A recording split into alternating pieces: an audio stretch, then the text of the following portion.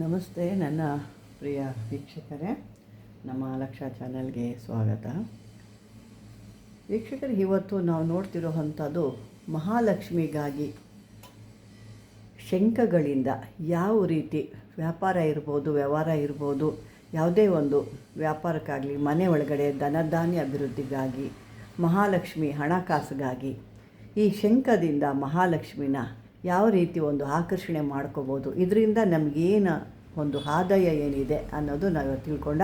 ಅದೇ ರೀತಿ ಇನ್ನೂ ಕೆಲವೊಂದು ಅಷ್ಟು ವಿಷಯಗಳನ್ನ ನೀವು ತಿಳ್ಕೊಳ್ತೀರಾ. ಅದೆಲ್ಲ ತಿಳ್ಕೊಬೇಕು ಅಂದರೆ ನೀವು ಸ್ಕಿಪ್ ಮಾಡದೆ ಕಂಟಿನ್ಯೂಸ್ ಆಗಿ ನೋಡಿದ್ರೆ ಕೆಲವೊಂದು ಭಾಳ ಮಹತ್ವವಾದ ಒಂದು ವಿಷಯಗಳು ಕೂಡ ತಿಳ್ಕೊಬೋದು. ಇದು ನಿಮ್ಮಲ್ಲಿ ಕೂಡ ನಡೆದಿರ್ಬೋದು, ಅದನ್ನು ತಿಳ್ಕೊಳ್ಳಿ. ಈಗ ಈ ಒಂದು ಇದಕ್ಕೆ ಬರೋಣ. ಇದನ್ನು ಇಂಥ ಕೆಲವೊಂದು ಶಂಖಗಳು ತಗೋಬೇಕು. ಅದರಲ್ಲಿ ನೋಡಿ, ಇದು ದಕ್ಷಿಣಾವರ್ತಿ ಶಂಖ ಅಂತ ಹೇಳ್ತಾರೆ. ಇದು ಈ ರೀತಿ ಇರುತ್ತೆ, ವರ್ತಿ ಶಂಖ ಅಂತ ಹೇಳ್ತಾರೆ. ಇದಾರು ತೊಗೋಬೋದು, ಇರೋರು ಇದನ್ನು ತೊಗೊಳ್ಳಿ, ಇಲ್ಲ ಅಂದರೆ ಈ ರೀತಿ ವಿಷ್ಣು ಶಂಖ ಆದರೂ ತೊಗೊಳ್ಳಿ. ಇನ್ನೂ ಸಾಕಷ್ಟು ಶಂಖಗಳಲ್ಲಿ ಪಂಚಜನ್ಯ ಶಂಖ ಅಂತಲೂ ಇರುತ್ತೆ, ಭಾಳ ಚೆನ್ನಾಗಿದೆ ಅದಂತೂ. ಈಗ ನೋಡಿ, ಇದೆಲ್ಲ ಒಂದು ರೀತಿ ಶಬ್ದ ಅದು ಹಸು ಮತ್ತು ಕರುವಿನ ಒಂದು ರೀತಿ ಶಬ್ದ ಬರುತ್ತೆ. ಪಂಚಜನ್ಯ ಅದು ಒಂದು ಅದು ನೋಡಲಿಕ್ಕೆ ಹಸು ಥರನೇ ಇರುತ್ತೆ, ಮೂತಿ ಎಲ್ಲ ಬಂದು ಅದಕ್ಕೆ ಹಸುವಿನ ಮೂತಿ ಥರನೇ ಇರುತ್ತೆ. ಬನ್ನಿ, ಈಗ ಅದ್ರ ಬಗ್ಗೆ ಅದಿಲ್ಲ, ಅದ್ರ ಬಗ್ಗೆ ಹೇಳೋದು ಬೇಡ, ಹೀಗೆ ಇದ್ರ ಬಗ್ಗೆ ಹೇಳೋಣ. ಇದನ್ನು ನಾವು ಮಹಾಲಕ್ಷ್ಮಿನ ಒಂದು ಬರಮಾಡ್ಕೊಳ್ಳೋಕ್ಕೆ, ಮತ್ತು ನಾವು ವ್ಯಾಪಾರ ಸ್ಥಳಗಳಲ್ಲಿ ವ್ಯಾಪಾರಗಳು ಆಗಬೇಕು, ಯಾವುದೇ ಒಂದು ಮನೆಯಲ್ಲಿ ಕೂಡ ಮಹಾಲಕ್ಷ್ಮಿ ನಿತ್ಯ ಸ್ಥಾಪನೆ ಆಗಿ ಮಹಾಲಕ್ಷ್ಮಿ ನಮ್ಮ ಮನೆಯಲ್ಲಿ ಸ್ಥಿರವಾಗಿ ನಿಲ್ಲಬೇಕು, ದಾರಿದ್ರ್ಯ ನಮಗೆ ಮುಗಿಬೇಕು ಅನ್ನೋದಕ್ಕೆ ಯಾವ ರೀತಿ ಅಂತ ಹೇಳ್ಬೋಣ. ಇದನ್ನು ಧನತ್ರಯೋದಶಿ ಅಥವಾ ಹೀಗೆ ಬರ್ತಾ ಇರುವಂಥ ಅಕ್ಷಯ ತೃತೀಯ ಇಂಥ ದಿವಸದಲ್ಲಿ ಭಾಳ ಅದ್ಭುತವಾಗಿ ಕೆಲಸ ಮಾಡುತ್ತೆ. ಯಾಕೆಂದರೆ ಸ್ವಲ್ಪ ದಿವಸನೇ ಇದೆ, ಹಾಗಾಗಿ ಅಕ್ಷಯ ತೃತೀಯ ದಿವಸ ಕೂಡ ಇದನ್ನು ಮಾಡ್ಬೋದು. ಹಾಗಾಗಿ ಇದನ್ನು ತೋರಿಸ್ತಾ ಇದ್ದೀನಿ. ಅವತ್ತು ಏನು ಮಾಡಬೇಕು, ಬೆಳಗ್ಗೆನೇ ಎದ್ದೊಳ್ಬೇಕು. ನೀವು ಎದ್ದು ನಿಮ್ಮ ನಿತ್ಯ ಕರ್ಮಗಳೆಲ್ಲ ಏನೇನಿದೆಯೋ ಅದೆಲ್ಲ ಮುಗಿಸ್ಕೊಂಡು ಶುದ್ಧವಾಗಿ ಒಂದು ಬಟ್ಟೆಗಳನ್ನ ಧರಿಸ್ಕೊಂಡು ಒಂದು ಮಣೆ ಹಾಕಿ, ಆ ಮಣೆ ಮೇಲೆ ಕೆಂಪು ಅಥವಾ ಹಳದಿ ಬಟ್ಟೆ, ನೋಡಿ ಇದು ಕೆಂಪು ಬಟ್ಟೆ ಅಥವಾ ಹಳದಿ ಬಟ್ಟೆನಿದೆ, ಎಲ್ಲೋ ಹಾಕಿಬಿಟ್ಟಿದ್ದೀವಿ, ಸಿಗ್ತಾ ಇಲ್ಲ. ಈ ರೀತಿ ಕೆಂಪು ಬಟ್ಟೆ ಅಥವಾ ಹಳದಿ ಬಟ್ಟೆ, ಈ ಎರಡು ಬಟ್ಟೆಗಳಲ್ಲಿ ಯಾವ್ದಾದ್ರು ಆಯಿತು ತಗೊಂಡು ಆ ಒಂದು ಮಣೆ ಮೇಲೆ ಆ ವಸ್ತ್ರವನ್ನು ಹಾಸಿ ಅದ್ರ ಮೇಲೆ ಈ ಒಂದು ಶಂಖಗಳನ್ನ ಸ್ಥಾಪನೆ ಮಾಡಿ 6 ಗಂಟೆಗೆ ನೀವು ಆಗ್ತಿದ್ದಂಗೆ ಇದನ್ನೆಲ್ಲ ರೆಡಿ ಮಾಡಿ ಇಟ್ಕೋಬೇಕು. ಧೂಪ ದೀಪ ನೈವೇದ್ಯ ಎಲ್ಲ ಇಟ್ಕೋಬೇಕು. ಆಮೇಲೆ ಅದಕ್ಕೆ ನೋಡಿ ಈ ರೀತಿಯಾದ ಒಂದು ಅಕ್ಕಿ ಕೂಡ ಇಟ್ಕೋಬೇಕು. ಇದು ಅಕ್ಷತೆ ಅಲ್ಲ, ಬಿಳಿ ಅಕ್ಕಿ, ಮಾಮೂಲಿ ನಾವು ತಿನ್ನೋ ಅಂಥ ಅಕ್ಕಿ. ಅಂದರೆ ಇದರಲ್ಲಿ ಯಾವುದೇ ರೀತಿ ಒಂದು ಇದು ಇರಬಾರ್ದು, ಏನು ನುಚ್ಚೆಲ್ಲ ಇರಬಾರ್ದು. ಆ ನುಚ್ಚು ಇಳ್ದಿರೋದಂಥದ್ದು ನೋಡ್ತರಬೇಕು. ತೊಗೊಂಡು ಬಂದು ನೀವು ಇಟ್ಕೊಂಡ್ರೆ, ಮತ್ತು ಯಾವುದೇ ರೀತಿ ಅದರೊಳಗೆ ಹುಳ ಆಗಲಿ ಉಪ್ಪೆ ಆಗಲಿ ಎಲ್ಲ ಏನು ಇರಬಾರ್ದು. ಆ ಥರದ್ದು ನೋಡಿ ನೀವು ತರಬೇಕಾಗುತ್ತೆ. ನಾನು ಇಲ್ಲಿ ನಿಮಗೆ ತೋರ್ಸೋಕ್ಕಷ್ಟೇ ತಂದಿದ್ದೀನಿ. ಇಲ್ಲಿ ನೋಡಿ, ಈ ರೀತಿಯಾದ ಒಂದು ಒಳ್ಳೆಯದಾದ ಅಕ್ಕಿನ ತಂದಿಟ್ಕೋಬೇಕು. ಇದು ಆ ಒಂದು ನುಚ್ಚಿಲ್ಲದೆ ಇರೋ ಅಕ್ಕಿ ಅಂತ ಅಂಡೂಲ ಅಂತ ಹೇಳ್ತೀವಿ ನೋಡಿ. ಈ ರೀತಿ ತಗೋಬೇಕು. ಈ ಅಕ್ಕಿನ ತಗೊಂಡು ಇದನ್ನು ಅಲ್ಲಿ ಇಟ್ಕೋಬೇಕು. ನಂತರ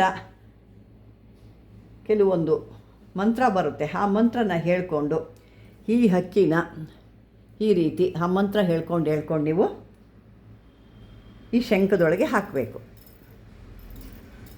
ಕಾಣಿಸ್ತಾ ಇದೆ ಅಂದ್ಕೊಂಡಿದ್ದೀನಿ. ಈ ರೀತಿ ಶಂಖದೊಳಗೆ ಮಂತ್ರ ಹೇಳ್ಕೊಂಡು ಹಾಕಬೇಕು. ಮತ್ತು ಇದಕ್ಕೆ ಇಷ್ಟು ಲಕ್ಷಣ ಅಷ್ಟು ಲಕ್ಷಣ ಅಂತಿಲ್ಲ. ಇದು ಸಮಯ ಅಂದರೆ 1 ಗಂಟೆ 1/4 ಗಂಟೆ, ಇದಕ್ಕೆ ಮಿನಿಮಮ್ ಅಂದರೆ 1/4 ಗಂಟೆ ಮಂತ್ರ ಹೇಳಬೇಕು. ಇದಕ್ಕೆ 1/4 ಗಂಟೆ ಹೇಳಬೇಕಾಗುತ್ತೆ. ಇದಕ್ಕೆ ಅದು ಎಷ್ಟು ಲಕ್ಷ ಆಗುತ್ತೋ ಎಷ್ಟು ಇದಾಗುತ್ತೋ ಗೊತ್ತಿಲ್ಲ.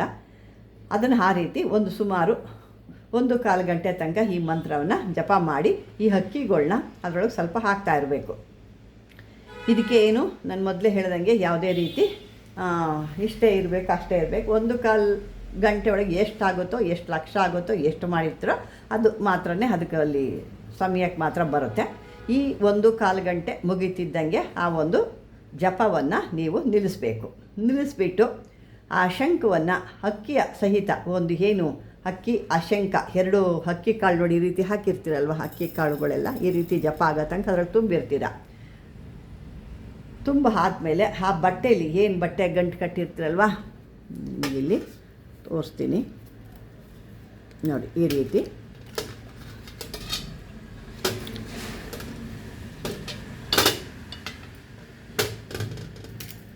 ಅಕ್ಕಿ ಕಾಳು ಇಲ್ಲಿದೆ. ಈ ಅಕ್ಕಿ ಕಾಳು ತೊಗೊಂಡು ಈ ರೀತಿ ಅಕ್ಕಿ ಕಾಳನ್ನ ಹಾಕ್ತಾ ಇರಬೇಕು. ನಿಮಗೆ ಸ್ವಲ್ಪ ಸ್ವಲ್ಪ ಹಾಕ್ತಿರೋ, ಜಾಸ್ತಿ ಹಾಕ್ತಿರೋ, ಹೇಗೆ ಹಾಕ್ತಿರೋ ಅದು ಒಂದು ಮಂತ್ರ ಆದ ತಕ್ಷಣ ಈ ರೀತಿ ಕಾಳನ್ನ ಹಾಕ್ತಾ ಇರಬೇಕು.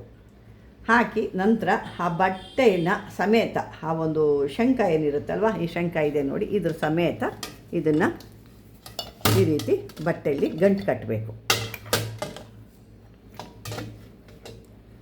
ಕಟ್ಕೊಂಡು ಈ ರೀತಿ ಬಟ್ಟೆ ಕಟ್ಟಬೇಕಾಗತ್ತೆ.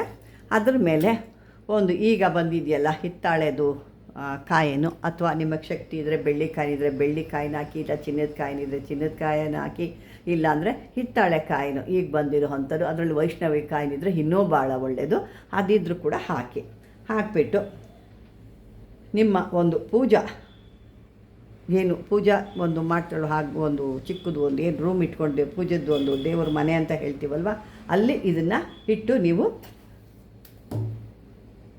ಪೂಜೆ ಮಾಡ್ತಿರಬೇಕು. ಇಲ್ಲ ನಮಗೆ ವ್ಯಾಪಾರ ಸ್ಥಳ ಇದೆ ಅಂದರೆ ಆ ವ್ಯಾಪಾರ ಸ್ಥಳದಲ್ಲಿ ಇದನ್ನು ಸ್ಥಾಪನೆ ಮಾಡಬೇಕು. ಅಂಗಡಿಗಳಲ್ಲಿ ಇದ್ದರೆ ಅಂಗಡಿಗಳಲ್ಲಿ ಕೂಡ ಇದನ್ನು ಸ್ಥಾಪನೆ ಮಾಡ್ಬೋದು. ಈ ಒಂದು ಭಾಗ್ಯಶಾಲಿ ಶಂಖ ಇದು. ಈ ಭಾಗ್ಯಶಾಲಿ ಶಂಖ ಅಂದರೆ ಇದನ್ನು ಎಲ್ಲಿವರೆಗೂ ಇದು ನಿಮ್ಮ ಮನೆಯಲ್ಲಿ ಇರುತ್ತೋ ಅಲ್ಲಿವರೆಗೂ ಇದು ನಿಮಗೆ ಯಾವುದೇ ರೀತಿಯಾಗಿ ಮಹಾಲಕ್ಷ್ಮಿಗೆ ಆಗಲಿ, ಧನಧಾನ್ಯ ಅಭಿವೃದ್ಧಿಗಾಗಲಿ ಯಾವುದೇ ರೀತಿ ದಾರಿದ್ರ್ಯ ಅನ್ನೋದು ನಿಮಗೆ ಉಂಟಾಗಲ್ಲ. ಯಾವಾಗಲೂ ಸುಖ ಸೌಲಭ್ಯಗಳಿಂದ, ಯಾವಾಗಲೂ ಹಣಕಾಸಿಯಿಂದ ಸಮೃದ್ಧಿಯಾಗಿರ್ತೀರ. ಇಂಥ ಒಂದು ಅದ್ಭುತವಾದಂಥ, ಯಾಕೆಂದರೆ ಈ ಒಂದು ಬಿಟ್ಟರೆ ನಿಮಗೆ ಮತ್ತೆ ಇನ್ನು ದೀಪಾವಳಿಲೇ ಮಾಡೋದು, ಧನ ತ್ರಯೋದಶಿ ಅಂತ ಹೇಳ್ತಿರುವ ಅದನ್ನು ಅವತ್ತು ಮಾಡಬೇಕು. ಅದು ಬಿಟ್ಟೆ ಅಕ್ಷಯ ತೃತೀಯ ದಿವಸ ಮಾಡಬೇಕು. ಭಾಳ ಕಷ್ಟದಲ್ಲಿದ್ದೀವಿ, ಹೆಂಗೆ ಮಾಡೋದು, ನಮ್ಮ ಕಷ್ಟ ಪರಿಹಾರ ಮಾಡ್ಕೊಳ್ಳೋದು ಯಾವಾಗ, ಹೆಂಗೆ ನಾವು ಮಾಡ್ಕೊಳ್ಳೋದು ಅಂತ ಯಾರು ಚಿಂತೆಯಲ್ಲಿ ಇರ್ತೀರೋ ಅವ್ರು ಯಾರೂ ಚಿಂತೆ ಮಾಡಬೇಕಾಗಿಲ್ಲ. ಈ ರೀತಿ ಮಾಡಿಕೊಂಡಾಗ ನಿಮಗೆ ಎಲ್ಲ ರೀತಿಯ ದಾರಿದ್ರ್ಯ ಅನ್ನೋದು ನಿವಾರಣೆ ಆಗುತ್ತೆ. ಆ ಮಂತ್ರ ಕೂಡ ಹೇಳ್ತೀನಿ, ಕೊನೆಯದಾಗಿ ಆ ಮಂತ್ರ ಹೇಳ್ತೀನಿ. ಈಗ ಒಂದು ಸಣ್ಣದು ಒಂದು ವಿಷಯ ಹೇಳ್ತೀನಿ ನಮ್ಮ ವೀಕ್ಷಕರಿಗೆ. ನನಗೆ ಕೆಲವೊಂದು ವಿಷಯಗಳು ಹೇಳಿದಾಗ ಅದು ನಿಮ್ಮ ಹತ್ರ ಹಂಚ್ಕೋಬೇಕು ಅನಿಸುತ್ತೆ. ಈಗ ಕೆಲವೊಬ್ಬರು ಯಾರೋ ಏನೋ ಒಂದು ಕೊಡ್ತಾರೆ ನನಗೆ, ಅದು ಅವರು ನನಗಿಂತ ವಯಸ್ಸಾದವ್ರು ಇರ್ಬೋದು, ಒಂದು ಗುರುಗಳು ಆಗಿರ್ಬೋದು, ಯಾರೋ ಒಂದು ನನಗೆ ಕೊಟ್ಟಾಗ ನಾನು ಈಸ್ಕೊಳ್ತೀನಿ, ಮನೆಗೆ ಹೋಗಿ ನೋಡ್ತೀನಿ, ಅದೇನೋ ಒಂದು ಕಮ್ಮಿ, ಅದು ಇಷ್ಟು ಚಿಕ್ಕದು ಕಾಣಿಕೆ ಕೊಟ್ಟಿದ್ದಾರೆ ನನಗೆ, ಅದು ಅಥವಾ ನಂಗೆ ದುಡ್ಡು ಕೊಟ್ಟೆ ತೊಗೊಂಡಿರ್ತಾರೋ ಏನೋ, ಅದು ಒಂದು ರೀತಿ ಅವರು ಒಂದು ವಯಸ್ಸಿನಲ್ಲಿ ದೊಡ್ಡವರು ಮತ್ತು ಗುರುಗಳು ರೀತಿಲಿರೋ ಅಂಥವ್ರು ಒಂದು ಅದನ್ನು ಕೊಡಬೇಕಾದ್ರೆ ನಮಗೆ ಒಂದು ಒಳ್ಳೆ ಮನಸ್ಸಿನಿಂದ ಇವರಿಗಿದು ಅಭಿವೃದ್ಧಿ ಆಗಲಿ ಅನ್ನೋದು ಆ ಗುರುಗಳು ಕೈಯಿಂದ ನಮಗೆ ಕೊಟ್ಟಾಗ ಅದು ಚಿಕ್ಕದಾಗಿರ್ಬೋದು, ದೊಡ್ಡದಾಗಿರ್ಬೋದು, ಅದಕ್ಕೆ ಯಾವತ್ತೂ ಬೆಲೆ ಕಟ್ಟಬಾರ್ದು. ನಾವು ಅದನ್ನು ತಗೊಂಡು ಕಣ್ಣಿಗೆ ಹೊತ್ಕೊಂಡು ಇದು ನನ್ನ ಗುರು ಕಾಣಿಕೆ ಅಥವಾ ಗುರುಗಳು ನನಗೆ ಕೊಟ್ಟಂಥದ್ದು ಇದನ್ನು ಅಂತ ಕಣ್ಣಿಗೆ ಹೊತ್ಕೊಂಡೋಗಿ ಇಟ್ಕೊಂಡು ಅದರ ಏನು ಅವ್ರು ಹೇಳಿದ್ರು ಅದನ್ನು ನಾವು ಮಾಡ್ಕೊಂಡು ಹೋಗಬೇಕು. ಕೆಲವರು ಸಾಕಷ್ಟು ಜನ ನಾನು ನೋಡ್ತಾ ಇರ್ತೀನಿ, ಕೆಲವ್ರ ಕಡೆ ಕೇಳ್ತಾನೂ ಇರ್ತೀನಿ, ಅದನ್ನು ಏನು ಮಾಡ್ತಾರೆ, ಇಷ್ಟು ಚಿಕ್ಕದು ಕೊಟ್ಟಿದ್ದಾರೆ ಅಥವಾ ಇಷ್ಟು ಬೆಲೆ ಬಾಳ್ದಿರೋ ಅಂಥದ್ದು ಕೊಟ್ಟಿದ್ದಾರೆ ಅಂತ ಹೇಳಿಬಿಟ್ಟು ವಾಪಸ್ ಕೊಡ್ತಾರೆ. ವಾಪಸ್ ಕೊಟ್ಟಾಗ ಏನಾಗುತ್ತೆ ಹೇಳಿ, ಗುರು ಕೊಟ್ಟಂಥ ಒಂದು ನಿಮಗೆ ವರ ವಾಪಸ್ ನೀವು ಅವ್ರಿಗೆ ಕೊಟ್ಟಾಗ ನಿಮ್ಮಲ್ಲಿ ಇದ್ದಂಥ ಏನು ಇಷ್ಟೋ ಅಷ್ಟೋ ಏನು ವಿದ್ಯೆ ಇರುತ್ತೆ ನೋಡಿ, ಅದು ಕೂಡ ಸಮೇತ ಅವ್ರಿಗೆ ಗುರುಗಳಿಗೋಗಿ ಸೇರುತ್ತೆ. ಇದನ್ನು ಸಾಕಷ್ಟು ಜನ ನಾನು ನೋಡ್ತಾ ಇರ್ತೀನಿ, ಕೇಳ್ತಾ ಇರ್ತೀನಿ, ಈ ರೀತಿ ಮಾಡ್ತಾ ಇರ್ತಾರೆ. ಅದರ ಬೆಲೆ ಗೊತ್ತಿರಲ್ಲ ಅವರಿಗೆ. ನಾವು ಅವರು ಕೊಟ್ಟಿದ್ದಾರೆ, ಗುರುಗಳು ಕೊಟ್ಟು ಅವರು ಮುಟ್ಟಿ ಕೊಟ್ಟಿರೋ ಅಂಥದ್ದು ನಮಗೊಂದು ಆಶೀರ್ವಾದ ಇದ್ದಂಗೆ. ಅದನ್ನು ಕೆಲವು ಬುದ್ಧಿವಂತರು ಇಟ್ಟು ಪೂಜೆ ಮಾಡ್ತಾರೆ, ಗುರು ಕೈಯಿಂದ ಬಂದಿರೋವಂಥದ್ದು, ಅದು ಚಿಕ್ಕದಾಗಿರ್ಬೋದು, ದೊಡ್ಡದಾಗಿರ್ಬೋದು, ಅಥವಾ ಅದು ಒಂದು ಬೆಲೆ ಬಾಳೋ ಅಂಥದ್ದಾಗಿರ್ಬೋದು, ಅಥವಾ ಬೆಲೆಗೆ ಇಲ್ದಿರೋ ಅಂಥದ್ದು ಕೂಡ ಆಗಿರ್ಬೋದು. ಅದು ಅಂಥದ್ದನ್ನ ಗುರು ಕೈಯಿಂದ ಬಂದಿದೆ, ಇವತ್ತು ನನಗೆ ಒಂದು ಅದು ಆ ಗುರು ರಕ್ಷೆ ಸಿಕ್ಕಿದೆ ಅಥವಾ ಅವರ ಆಶೀರ್ವಾದ ಸಿಕ್ಕಿದೆ ನನಗೆ ಅಂತ ಹೇಳಿ ಇಟ್ಟು ಪೂಜೆ ಮಾಡ್ತಾರೆ. ಇನ್ನು ಕೆಲವರು ಅದಕ್ಕೆ ಅರ್ಥ ಗೊತ್ತಿಲ್ದಿರೋರು ಏನು ಮಾಡ್ತಾರೆ, ಅದನ್ನು ವಾಪಸ್ ಕೊಡ್ತಾರೆ. ಅಂದರೆ ಅವರಲ್ಲಿ ಏನು ಅಂದರೆ ಇಂಥ ಇದು ಕೊಟ್ಟಿದ್ದಾರೆ ನನಗೆ, ಚಿಕ್ಕದು ಬೆಲೆ ಬಾಳ್ದಿರುವಂಥದ್ದು ಕೊಟ್ಟಿದ್ದಾರೆ, ಬೆಲೆ ಬಾಳೋದು ಅಂದರು, ಆದರೆ ಇಲ್ಲಿ ಕೊಟ್ಟಿರೋದು ನನಗೆ ಯಾವುದಕ್ಕೂ ಬರೋದೇ ಇಲ್ಲ ಅಂತ ಹೇಳಿ ವಾಪಸ್ ಮಾಡ್ತಾರೆ. ಅದ್ರ ಹಿಂದಿನ ರಹಸ್ಯ ಏನಿದೆ ಅನ್ನೋದು ಇವ್ರಿಗೆ ಗೊತ್ತಿಲ್ಲ. ನನ್ನ ಹತ್ರ ಕೆಲವೊಂದು ವರ್ಷಗಳ ಹಿಂದೆ ಒಬ್ಬರು ಇದ್ದರು, ಅಂದರೆ ಈಗ ಅದು ಹೇಳ್ತಾ ಕೂತ್ರೆ ನಿಮಗೆ ಸಾಕಷ್ಟು ಸಮಯ ಕೂಡ ಆಗುತ್ತೆ. ಅವರು ಹಾಗೇ ಹೇಳ್ತಾರೆ, ಯಾರೋ ಒಂದು ಹೂವು ಕೊಟ್ಟರು, ಇವತ್ತು ಇದು ಕೊಟ್ಟರು, ಅದು ಹೇಳಿದಾಗ ನಾನು ಬೇಡ ಅಂತ ಬಂದೆ ಅಮ್ಮ ಅಂತ ಹೇಳೋರು. ನಾನು ಹೇಳ್ತೆ, ಅವರು ಮಣ್ಣು ಕೊಟ್ಟರು ಕೂಡ ಯಾವ ಸಮಯದಲ್ಲಿ ಲಕ್ಷ್ಮಿ ಯಾವ ರೂಪದಲ್ಲಿ ಬರ್ತಾಳೋ, ಯಾವ ಸಮಯದಲ್ಲಿ ನಿನಗೆ ಬರುತ್ತೋ ಆವಾಗ ಬೇಡ ಅನ್ನಬಾರ್ದು, ಕೊಟ್ಟಿದ್ದನ್ನ ಕಣ್ಣಿಗೆ ಹೊತ್ಕೊಂಡು ತೊಗೋಬೇಕು ಅಂತ. ಅಲ್ಲಿಂದ ಅವನು ಏನು ಕೊಟ್ಟರು ಬಿಡ್ತಿರಲಿಲ್ಲ. ಕಣ್ಣಿಗೆ ಹೊತ್ಕೊಂಡು ತೊಗೊಂಬಂದು ಇವತ್ತಿಂಥ ತೊಗೊಂಡೆ ಇಂಥದ್ದು ಕೊಟ್ಟರು ಇಲ್ಲಿ ಇಕ್ಕಿದ್ದೀನಿ ಅಂತ ಹೇಳೋರು. ಆ ರೀತಿ ನಾವು ಕೊಟ್ಟಾಗ ಅದು ಯಾವ ರೂಪದಲ್ಲಿ ಏನು ರೂಪದಲ್ಲಿ ಬರುತ್ತೋ, ನಿಮ್ಮ ಜ್ಞಾನ ಬರುತ್ತೋ, ಒಂದು ವಿದ್ಯೆ ಬರುತ್ತೋ, ಅಥವಾ ಆಶೀರ್ವಾದ ಬರುತ್ತೋ ಅವರಿಂದ, ಅದಕ್ಕಿಂತ ದೊಡ್ಡದೇನಿಲ್ಲ ನಮಗೆ. ಗುರು ಆಶೀರ್ವಾದ ಸಿಕ್ಕಿದ್ರೆ ಅದಕ್ಕಿಂತ ಏನು ಕೋಟಿ ಕೊಟ್ಟರು ಸಿಗ್ತಾ ಇರೋವಂಥದ್ದು. ಅಂದರೆ ಗುರುಗಳಿಗೆಲ್ಲ ಬೆಲೆ ಕಟ್ಟಿಬಿಟ್ಟಿದ್ದಾರೆ. ಹಾಗಾಗಿ ನಾವು ಅದ್ರ ಬಗ್ಗೆ ಹೆಚ್ಚಿಗೆ ಮಾತಾಡೋಕ್ಕಾಗಲ್ಲ. ಇರಲಿ, ಈಗ ನಾನು ಯಾಕೆ ಹೇಳಿದೆ ಅಂದರೆ ಕೆಲವೊಂದು ವಿಷಯಗಳು ಹತ್ರ ನಡೀತಾ ಇದ್ದಾಗ ಕೊಟ್ಟಂಥದ್ದನ್ನೇ ವಾಪಸ್ ಕೊಟ್ಟಾಗ ಅವರಲ್ಲಿ ಇದ್ದಿರೋವಂಥದ್ದು ಕೂಡ ವಾಪಸ್ಸು ಗುರುಗಳಿಗೆ ಬಂದುಬಿಡುತ್ತೆ. ಇರೋ ಅಷ್ಟೋ ಇಷ್ಟೋ ವಿದ್ಯೆ ಕೂಡ ಕಳ್ಕೊಂಬಿಡ್ತಾರೆ. ಅದನ್ನು ತಿಳ್ಕೊಳ್ಳಿ. ಯಾರೇ ಏನೇ ಅವರು ಪ್ರೀತಿಯಿಂದ ಕೊಟ್ಟಾಗ ಅಥವಾ ಬೆಲೆ ಕೊಟ್ಟು ತೊಗೊಂಡಾಗ ಅದನ್ನು ಕಣ್ಣಿಗೆ ಹೊತ್ಕೊಂಡು ಗುರು ಕಡೆ ಬಂದಿರೋದು ಅಂತಂದ್ಬಿಟ್ಟು ನೀವು ಇಟ್ಕೊಳ್ಳಿ ಅಂತ ಹೇಳ್ತೀನಿ ಅಷ್ಟೇ. ಅದು ಯಾರೇ ಆಗಿರ್ಬೋದು. ಬನ್ನಿ, ಈಗ ಆ ಮಂತ್ರ ನಾನಿವತ್ತು ನಿಮಗೆ ಹೇಳ್ತೀನಿ. ಓಂ ಶ್ರೀಂ ಹ್ರೀಂ ದಾರಿದ್ರ್ಯ ವಿನಾಶಿನಿ ಧನಧಾನ್ಯ ಸಮೃದ್ಧಿ ದೇಹಿ ದೇಹಿ ಕುಬೇರ ಶಂಕ ವಿದ್ಯೆ ನಮಃ ಅಂತ ಹೇಳ್ತಾ ಈ ಒಂದು ಅಕ್ಕಿ ಕಾಳನ್ನ ಆ ಶಂಖದಲ್ಲಿ ಹಾಕಬೇಕು. ಆ ಥರ ಹಾಕಿದಾಗ ನಿಮ್ಮ ಒಂದು ಕಷ್ಟಗಳಾಗಿರ್ಬೋದು, ದಾರಿದ್ರ್ಯ ಆಗಿರ್ಬೋದು, ನಿತ್ಯ ಒಂದು ಏನಪ್ಪ ಹಣಕಾಸಿಗೆ ತೊಂದರೆ ಅಂತಿರ್ಬೋದು, ಅಥವಾ ವ್ಯಾಪಾರದಲ್ಲಿ ಅಭಿವೃದ್ಧಿ ಆಗ್ತಿಲ್ಲ ಅನ್ನೋದಿರ್ಬೋದು, ಈ ರೀತಿ ಪ್ರತಿಯೊಂದು ಜಾಗಗಳಲ್ಲಿ, ಅಂಗಡಿಗಳಲ್ಲಿ, ವ್ಯಾಪಾರ ಸ್ಥಳಗಳಲ್ಲಿ ಕೂಡ ಇದನ್ನು ಸ್ಥಾಪನೆ ಮಾಡ್ಬೋದು. ನಮಗೆ ಅಂಗಡಿ ಇಲ್ಲ, ವ್ಯಾಪಾರ ಸ್ಥಳನೂ ಇಲ್ಲ, ನಾವೇನು ಮಾಡಬೇಕು ಅಂದರೆ ನೀವು ಪೂಜಾ ಗೃಹದಲ್ಲಿ ಇಟ್ಟು ನೀವು ಅದನ್ನು ದಿನ ನೀವೇನು ಒಂದು ದೇವ್ರಿಗೆ ಯಾವ ರೀತಿ ಒಂದು ಪೂಜೆ ಮಾಡಿಸಿ ಅದೇ ರೀತಿ ಒಂದು ಧೂಪ ದೀಪ ತೋರಿಸಿ ನೀವು ಕೂಡ ಇಡ್ಬೋದು. ಅದಕ್ಕೇನು ವಿಶೇಷವಾದೇನಿಲ್ಲ. ಊದುಬತ್ತಿ ದೇವ್ರಿಗೆ ಹಚ್ಚಿದಾಗೆ ಅದಕ್ಕೂ ಕೂಡ ಒಂಚೂರು ತೋರಿಸಿ ಇಡ್ಬೋದು.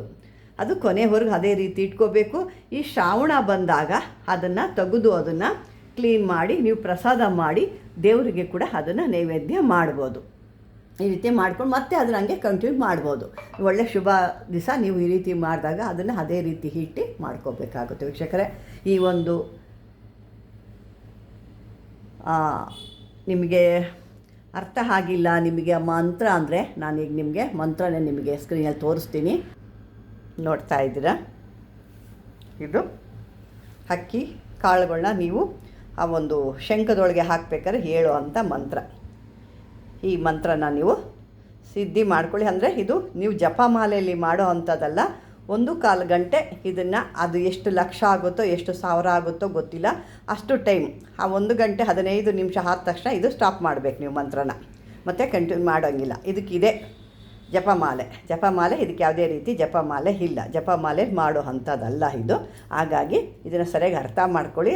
ಅರ್ಥ ಆಗಿಲ್ಲ ಅಂದರೆ ಕಾಮೆಂಟ್ ಬಾಕ್ಸಲ್ಲಿ ಹಾಕಿ ಅಂತ ಹೇಳ್ತಾ ವೀಕ್ಷಕರೇ, ಯಾಕೆ ಬರ್ತಾ ಇರೋವಂಥ ಒಂದು ಅಕ್ಷಯ ತೃತೀಯ ಎಲ್ಲ ನಿಮ್ಗೆ ಅಕ್ಷಯ ಆಗಲಿ ಅಂತ ಹೇಳ್ತಾ, ಈ ಒಂದು ವಿಡಿಯೋ ನಿಮ್ಗೆ ಇಷ್ಟವಾದರೆ ಲೈಕ್ ಮಾಡಿ, ಶೇರ್ ಮಾಡಿ, ಮಾಮೂಲಿಯಾಗಿ ಸಬ್ಸ್ಕ್ರೈಬರ್ ಮಾಡ್ಕೊಳ್ಳಿ. ಧನ್ಯವಾದಗಳು.